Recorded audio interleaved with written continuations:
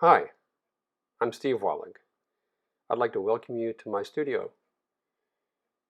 When you first see my artwork, you might naturally ask, what is this? A watercolor? A pen and ink? Some other kind of painting? And my honest answer is, none of the above. Every image you're about to see in this show is a digital photograph. But still, knowing that, you might ask, if this is a photograph, how do you make it look like this? Well, that's the purpose of this slideshow, to give you a glimpse into the process I use and to share what inspired me to make these photographs in the first place. So when I'm using my camera, I might go out on location and shoot the plant or flower where it's growing. I might bring it into the studio, or I might use a combination of those two approaches, shoot part of the subject on location and part in the studio. This image was shot entirely in the studio, and I'd like to use it as a demonstration case simply because I can bring the manzanita branch and the pots back in the studio and show you the setup from the beginning. So here we are. On the left-hand side we have the way that the subject matter looked when we were shooting the picture in the studio, and on the right-hand side we have the way it looked after photographing it and treating it in Photoshop. So what we want to do for you is say, how do we get from the left to the right, from the beginning to the final product? So here are my tools. And I don't really want to dwell on these at great length, except to say that there's nothing unusual or exotic about any of them. It's really not some special, expensive, fancy custom camera that creates these images. It's really a matter of working with the subject, the camera, the lighting, and then Photoshop to steer towards the results you want. And sometimes that just flat requires a lot of perseverance. So here are the methods that I've found work for me. First, I always introduce a background color quite different from the subject so it can easily be removed in Photoshop and replaced with something else.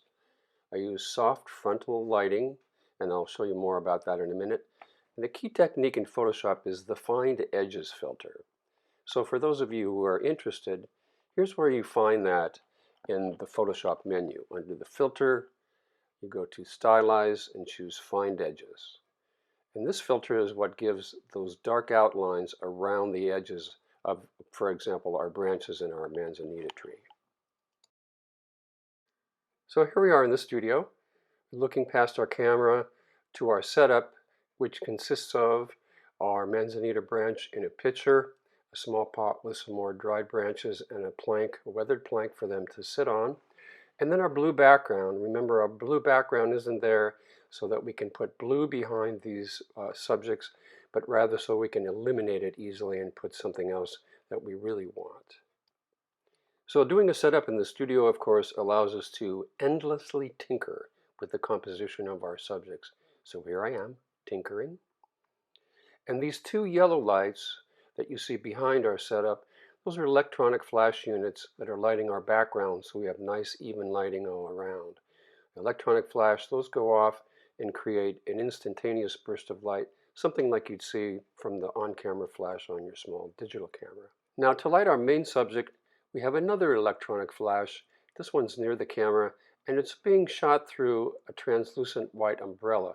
This is going to give us that kind of nice, soft, diffused light that works really well for this subject. And if we were shooting outdoors, we would be using similar light by working in the shade, or early in the morning, or late in the afternoon, early evening, when the light isn't too strong from the direct sun. Now you probably noticed some other differences between our starting point and our end point. For example, how do we begin with a picture on the left and end up with the vase on the right? Well, I decided that the emblem with the palm trees was really distracting from our branches, so we simply turned that picture around to the back where there is no design, photographed it again, cleaned up the picture, took off the handle, took away the water spout, and brought it in and blended it with the original shot. So you'll also notice that the branch indicated by the red arrow on the left-hand side picture has been eliminated and removed in Photoshop. That's to clarify the profile of those manzanita branches, which are so nice and look better without that extra branch. So altogether, what did we do? Well, we took a picture and made it into a vase, removed a branch, added some nice gradients in the background for color interest, and used our Find Edges filter to blend the original picture with the Find Edges copy to get what we ended up with to print from. So now I know it's possible that some of you might still like to ask, hey Steve, where did you get the idea for these images? Well, it came from here, looking at the paintings of Japanese artists who were part of the Rimpa tradition, which dates back more than 3 centuries.